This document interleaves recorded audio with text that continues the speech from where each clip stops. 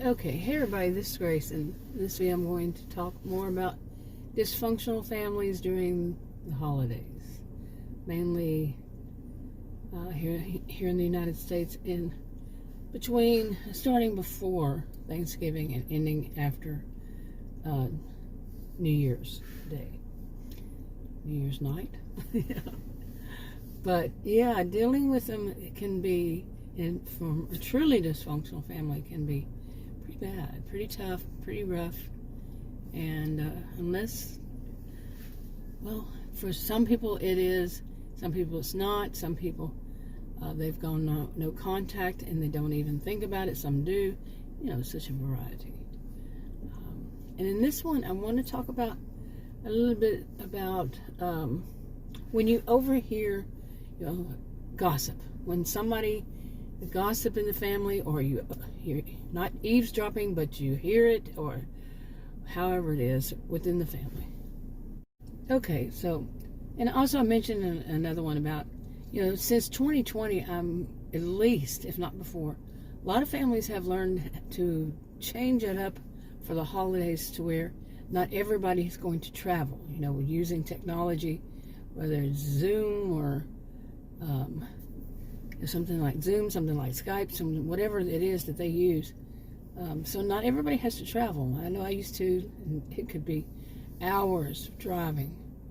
And but in dysfunctional families, yeah, that can be something else. Okay, I'm losing my voice here, but say that I want to finish that part up, and I don't think I did in another video, but imagine going, having this all, trying to work all this out, where the people who are not going to be there, that somehow they can see it electronically, the family can look and see them and talk to them, and that maybe nowadays you can actually be heard, and whenever whenever whomever wants to speak to the other person or whatever, so you can feel like you're there without actually having to be there. And in a dysfunctional family, I have a vague memory myself of trying to do something like this. This was before, this was years ago, so a lot of this stuff is fairly new. Okay, but this was well before 2020, and this is 2022 now. But, I have a vague memory of someone saying, it was something simple like just leave the phone sitting right there, and on speakerphone or something like that. I don't know, it's a very vague memory. And being told, oh, that's so much trouble. That type, that histrionic type, that they're going to make you asking, as though you're asking for too much. That type. Some would say narcissistic, some I would say more, my personal experience is more with people who are histrionic, male or female. But it's like you are going to be overstepping boundaries. You want them to go an extra mile, and you shouldn't be asking. Even though it says your parents or your own family, no, we're busy. You hear something like that. I'm finally being able to use the voice, I think, that sounds more appropriate, more like them, is, saying, we're busy, and look at you. What do you want us to do? Stop right in the middle of it and do all this? And all you're saying is just put the phone right on speaker and leave it there. It's not a big deal. I mean, how difficult it is to put a phone on speaker. The old-fashioned one's not a cell phone, but just an phone that you call, and it's not somebody's cell phone. It's a landline. Yeah, I'll get the word right in a minute. The landline, and nobody ever uses it anyway. It's just there, practically decoration, kind of like mine, and just leave it there so I can, so I can, or whomever can hear and speak on speaker. No. We're busy. We've got things to do. I do. I have a vague memory of that. My goodness. And some people You know, when you're in a dysfunctional family, others might not see that that's totally, they might not see it for what it is. You're not overstepping boundaries. You're not asking for a lot. You're asking for something very simple. And it takes a few seconds, maybe as much as a whole minute. Oh my goodness, that's so much time. A whole minute of their time. I'm trying, but I'm not very histrionic. I'm like the opposite, you know. So this is making me laugh, just trying to be, you know, to do the whole dramatic thing that they are. You know, everything is going to be exaggerated like that. It's hard for me. It really is. You know, it just sounds stupid. But, you know, that's how I see them. Seriously. Stupid. I don't mince words usually. Whoa, you're close. Anyway. But, yeah. You know, and by the way, people can be dramatic, and it's not that they're being histrionic. There may be something that was dramatic that happened, and they're still trying to, oh my goodness, you know, they're all stunned, and they're all coming out of it, and they're momentarily, and then going back into it, and, you know, just, and it's real. I'm talking about people who fake the theatrics. They're acting. They are acting. Okay? What they're talking about, all that is it really comes down to lies. Seriously, it comes down to lying, lies. Yeah, lies. It's fake. So, and if you're in a dysfunctional family, there might be a good chance, could be, that you have at least one of them in your family that does know how to lie, and other people just don't see it because they have built you a reputation. You know, the scapegoat, the black sheep, the mix of whatever it is, the person they take everything out on, the person they make look bad, the person you see, because they want to be center of attention and know somebody actually looked at you and said something nice to you. They can't do that because they have to be that one. You know, so anyway. Okay, I'm wondering what this is all about. There's a house to the right of me, to the left of me, and you know those signs that people put sometimes outdoors, and I don't even know what you would call them, but they're made out of some kind of wood that can withstand being outside in the rain and all that, or at least it looks that way. And they have, you know, some words, whatever it is, like welcome or whatever, but it looks like wood. Maybe it's not. You know, that's a lot of rain and stuff it has to go through. But anyway, there's one to the like I said, in front of a house, in front of the door, right to the side of the door, and it's a big one. I mean, I can read it from here easily. And it says, at first I was like, what? And I looked at it again, and yeah, it says, go away. Wow. Now, I've seen welcome quite a bit. Yeah, welcome. But I don't think I've ever seen one that says go away. But hey, I can relate.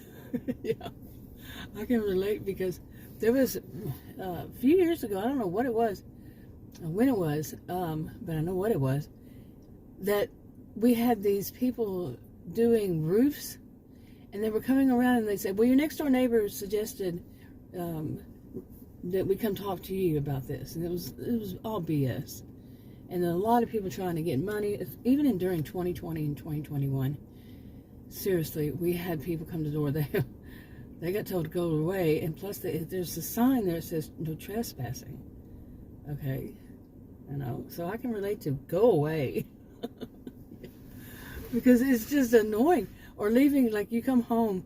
I remember years ago when I lived in an apartment, like you come home, there's all this crap on your door, flyers and somebody else trying to sell something, you know, all that. But these days, the last time I had to deal with any of these, during 2020 and 2021, you know, it was like, they don't care if you don't want to speak to them. They'll stand outside, you tell them to go away, and they're standing outside and they're talking.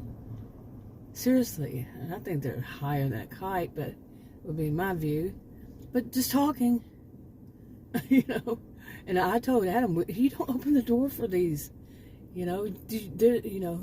No, there's so much. But yeah, I can relate to that sign that says go away. And what I can't really relate to, anyway, that was enough. Real life happens during the video, you know. Okay, now as far as the second one, now I think I said enough on that one.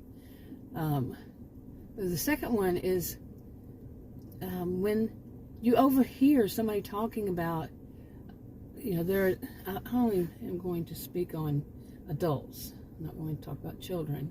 I'll say children, but I mean adult children.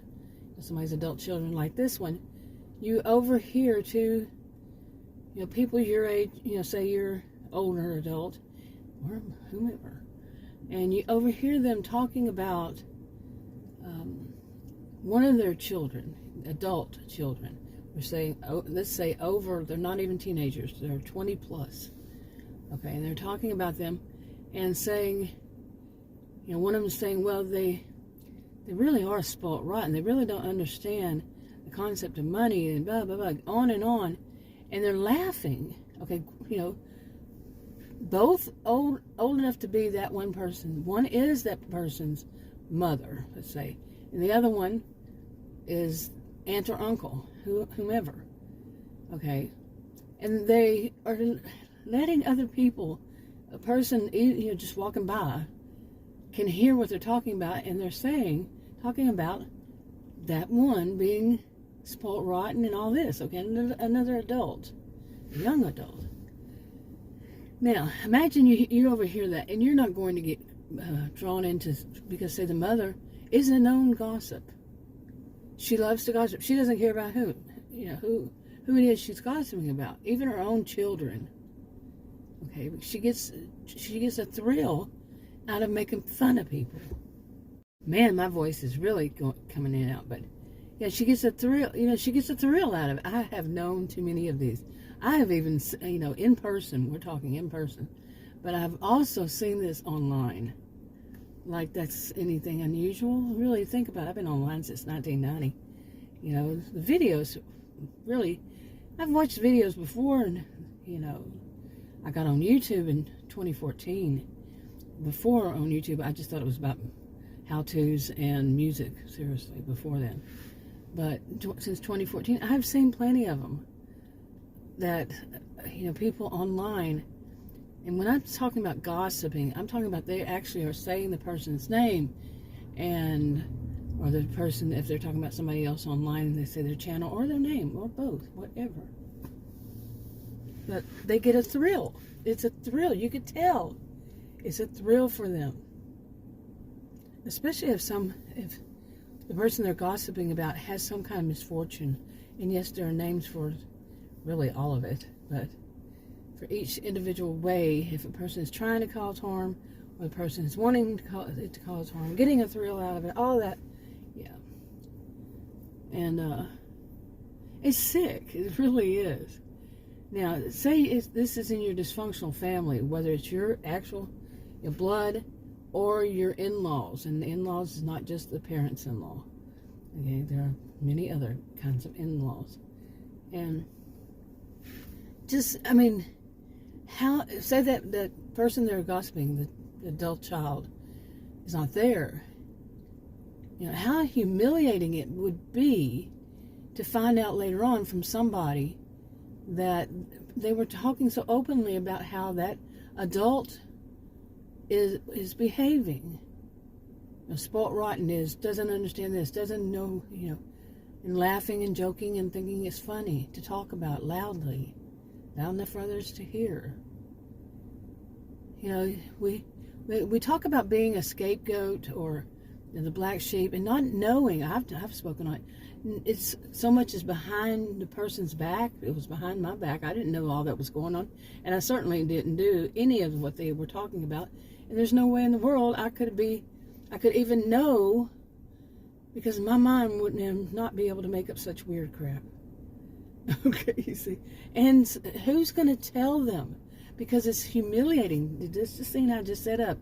How would it be to you? You're hearing them talking bad about their own adult child, and you're going to go and tell the adult child? You know, because like I said, when you're that scapegoat, when stuff's going on behind the scenes, they're gossiping about you, who's going to tell you? Okay? And if you go on years and years and years and they're doing that behind that person's back, before long that person has a reputation. So you get all of it put together there. But yeah, I mean, it's difficult. Now that has happened recently, just recently. And I said, you too need to stop that. I don't like the thought of anything to sound like infantilization, when you treat somebody like a child. But being the person who is on the other side, who knows how it feels, how it is, how that can be so bad for the person for their whole life. No, I think it's worth it. Now, I try not to sound like I'm infantilizing them, but I'm going to be stern. I am a social behavioral scientist. So yeah, I should be this with the people, my family, in-laws, whatever, whomever they are, around. Yeah, I say should, but each situation is different and all that. But seriously, and I gave a lecture. I went lecture mode like you wouldn't believe. Oh, sometimes that just happens to me. I hear these things, like how they can destroy somebody's life, how they can make a person, people who do this, how they can make that person so, I don't even want to call it is unstable. Yeah, unstable. Nah, because that's blaming the victim. But this kind of stuff can affect a person for a lifetime. And for so many reasons, do I really even need to start saying what other kinds of reasons? Or many, many reasons, many ways, for the rest of their lifetime, possibly. But anyway, so that did happen. I mean, it's like, and the thing about it is, I've never been one to say it's just the younger generation or something. Now, I know many who do, who think of it's all, and they're doing it themselves right then and there, when, it's not a younger not necessarily, it can be. The younger generations can talk about their own generation or their adult parents, of course they're their parents. Their parents, anybody, cousins, whatever. It's these people. It's like they're multiplying. Because what can you really say about them? What can you say to stop them? I would just be in shock myself if I ever saw one of these adult mean girls and adult mean boys, any of these abusive types like that, to ever see the light. I would be shocked. If they ever saw the light and changed, I really would be shocked. So I have not seen it, and I don't think I ever really have seen it. Maybe when a person is young, you can catch them when they're young, and like the expression was, pick them young and raise them right. That was for a totally different thing, and look, hopefully nobody uses that anymore for that kind of thing, like an older man marrying a much younger woman, pick them young and raise them right kind of thing. People used to say that. But some of these people have not, now let's not talk about marriage and stuff, but this dysfunctional family, they weren't raised right. Okay, but not all who weren't raised right turn evil. They may have some bad ways that they haven't yet figured out and said, yeah, that's, yeah, I see, it's something I picked up from my parent, but that's not his. That I have seen. So yeah, man, I didn't realize that. What I was saying was wrong. But I'm talking about ones who is their whole character. Their whole character that, that they're going to have to change. Not that just that one little thing that they do wrong that time or something they said. And people say, really? You want to say that these days? And I'm like, oh, wow. I didn't know that. There's something going around. A lot of people, I didn't know it either. I'm a social and behavioral scientist. Shoot, I didn't know, some things. And now that I know it has a different meaning than it did for my generation, I'm not going to do it anymore. Because it's something hurtful to a lot of people. So, anyway, I don't want to go too deep into that, but not in this video at least. But yeah, dysfunctional, back to this with the dysfunctional family. I mean, seriously, just think about how a person would feel in either situation. The one where it's like you're just asking for too much, that, or the one that's being gossiped about in the family. You will know who, you will see them. The ones who laugh it off, the ones who say, looking, some might not say a word, they just give that look like, what? You're talking bad about your own adult children and laughing about it? Some may say that. Some may just give that look, and shake their head and walk off. Some just walk away. Some don't do anything. But then there are the ones who will laugh along with it, who will add to it, who will approve of it, who will think thumbs up. Hey, yay, yeah. Let's talk about our children, how they don't know anything. Well, who raised them? That's how I see it. Yeah, who raised them? I remember when I was younger, my mother was she was complaining a lot about women in my generation, and she would say, well, she was blaming the women of my generation on the behaviors of the males of my generation, and that we women of my generation are the cause of why the males behave the way they do for my generation. And I basically turned it back around on her.